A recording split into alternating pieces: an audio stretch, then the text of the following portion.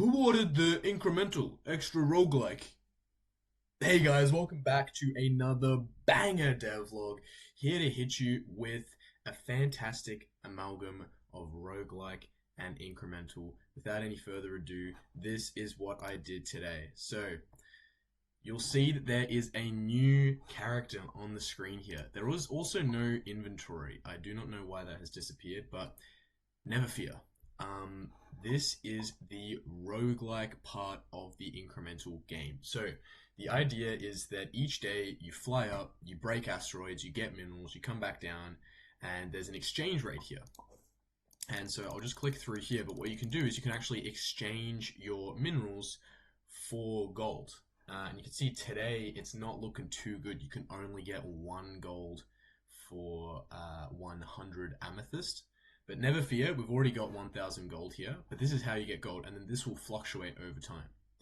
But then what do you actually do with gold, right? You can come in here, and this is the merchant. So I haven't yet added like dialogue. There's some kind of polish I want to add. There's also a little bit of extra like bench space here that I'm thinking could something else could go in there. But for the time being, this is it. So apologies as well if my camera starts to crash out. For whatever reason, yeah, I think this particular screen is really, there must be something really funky going on here. Anyway, never mind. So this is it. We can hover over an item and we can see what it does and we can see how much it costs. So for example, the binoculars, 1.1x more asteroids spawn and it costs 18. And then if I buy this now, as you can see, I just bought that. That will immediately come into effect. And I can actually roll the shop to get something different. And this is this is giving me money, and also it's not rolling the shop, so that's working really well. But that's the idea. And so there are also other items such as minerals left over are collected with more value.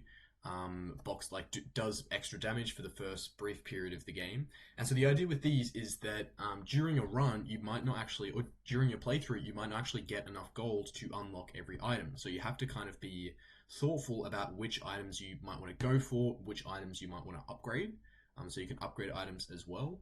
And obviously when to exchange money for gold when you think it's a worthwhile investment. So this took quite a while.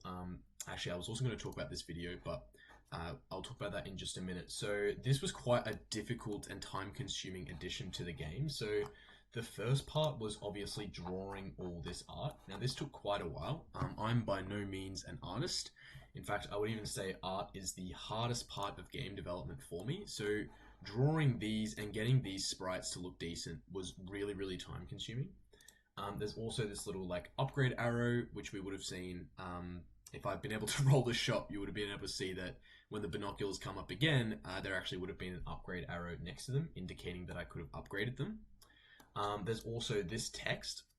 It's formatted such that the parts of the item that get better with each upgrade is actually green. So for example, you know, if I'm hovering over a boxing glove, it might be, if I upgrade it, then it's the first 5 clicks that do, you know, however much damage. Test, which, yeah, by the way, test. That's kind of how all this works. And then there's also, you know, all of this art was really, really, it took quite a while. And so in terms of what I actually ended up drawing, so you can see that for this, for the exchange and for this upgrade, this update, sorry, there's been so much art. So all of this is all new art. It's all new, lots of UI, lots of elements that I'm really not super familiar with. And you can see, like, I can open up, so these are some of the items that I created. These are all 32 by 32 images, so for a veteran pixel artist, you could probably pump these out really quickly. But for me, this took a really, that's not one, a really long time to, like, yeah, as I say, get looking in a nice state. But they're in the game, and then it's a matter of like actually figuring out a system where I can add these items and they don't like clutter everything up. And they're inevitably going to, because all of these items interact with different systems. So there's heaps of like checks. I can show you one for example, but there's checks if the player has an item equipped. and then what the value of that is. So for example, if the player has the boxing gloves equipped, then there's a brief period at the start of the game where they do extra damage, so we need to set that up. Or another one is in the mouse here, we've also got a combo box or a combo bar, which is this one here. And again, we need to do a check, and we do the check up here if the player has the item equipped combo. And then if we do, then we need to get all the relative stats and like the value of that combo. So for example, we need to know the max combo we can get, we need to know the damage multiplier, all of that. So we need to get all this information. So where does is this information actually stored? I ended up creating like this item class, which just pretty much takes in an object that looks like this. So I tell it the description, the name of the item, and all the values that are associated with it. Like for example, with the pickaxe, you know, the chance of it dropping gold, etc., etc. And then also the cost of the item and the cost scaling, which determines with each upgrade how much more expensive does this item get. And then there's a whole bunch of shit in here that's pretty much just I found it really helpful to like make this individual object, and all this stuff is pretty much just doing a lot of back-end processing, such as upgrading an item or getting the cost of an item and stuff where I don't really have to interact with the nitty-gritty. All I now have to do if I want to create an item is just define it like so, which you can see I've done in the player. So I've just defined an item, for example, target practice, and then I've told it that in here it should say the erratic movement, which it will. It will replace it with whatever the value is here. It'll be green if it's going to be upgraded, etc., etc. So that's how all of that system works. It was quite complicated to get implemented, and it came with a lot of like things that didn't get quite right. And so that leads me to considering releasing the game. So I deliberated quite a bit if I actually wanted to publish this.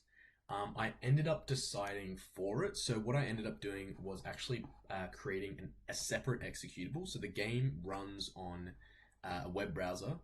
You can just click run game and it'll just open right away. But if you do choose to play with this, if you want to have a look at whatever this is, and I haven't yet kind of fine-tuned everything, I've put it in here in this executable, and you can download that. But I wrote this log, which you can have a look at on the itch page, which is linked below.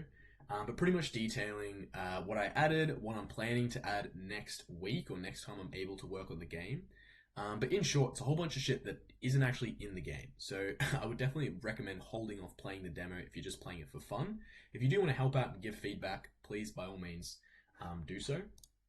The final thing I just wanted to talk about is just something weird happening with YouTube. So I don't really, apologies for the flashbang, but I'm not I don't really know what I'm doing with YouTube. Like, I'm kind of just making these videos honestly for myself and for like a reflection of what I did each day, so I can look back in a year's time and see how I actually developed. And so I've just been releasing these videos and not expecting them to do very well. I thought they would average around 200, maybe 300 views, which obviously is quite a lot. So, you know, to be getting that is I'm pretty happy with. But then for no reason whatsoever, this video just started getting super promoted, and it's on like this exponential curve, and it's just a regular ass video. And I think it's just this title and this thumbnail are working really well together. But it's just interesting to look at the back end of these stats and see this random uptick and consider like, okay, well, how can I use this to get more people towards my game? And so to answer that question, I've decided to release a video where I play through like Bug TDX and I talk about it. And then it'll hopefully kind of direct people to stay engaged with the channel because they're like interested in what I have to say and the games I've made and stuff like that. But yeah, this is just a really interesting thing here because I really did not expect it to pop off like this. If anything, I thought the previous video was going to do kind of what this video is doing at the moment. And then interestingly, the actual like to dislike ratio, it's gone up. Before it was actually 81%. So it was quite low. Quite a few dislikes compared to likes. So it was clearly still finding its audience. But yeah, that video ended up doing quite well. This one did pretty well as well. And then, yeah, I'm curious to see when I get another, 100 view video again. But I think that's going to be it. It's mainly just adding this, and then I'm planning on what actually needs to be done in order to get this into the web build. I do have some ideas for the bigger scope of the game. I'll just like briefly talk about those. But I do want to add another major feature, which I won't go too much into. But I also want to add like a menu, ending, like a credit scene, stuff like that. And it's actually getting to the point where I'm finishing my uni semester, so I'm gonna have a lot more kind of time to work on the game. And I'm hoping that I'm able to work on the game sort of consistently, like 3 to 4 hours a day, maybe a couple of 8 hour days a week, or some kind of arrangement like that, where I can actually aim to have it completed by early next year. And then I want to get it like obviously a Steam page, clean up the itch page a bit, and then get it into the next fest. So then that's a really interesting question of like when it's going to be ready for that. But yeah, I'm not sure what the answer to that is yet. All in all, today I added roguelike mechanics to an incremental game. Sorry, when I drink coffee, like my brain completely goes to mush, so it's kind of been all over the place. But thank you for watching. Go and play the demo, like and subscribe, and I will catch you in the next one. See ya.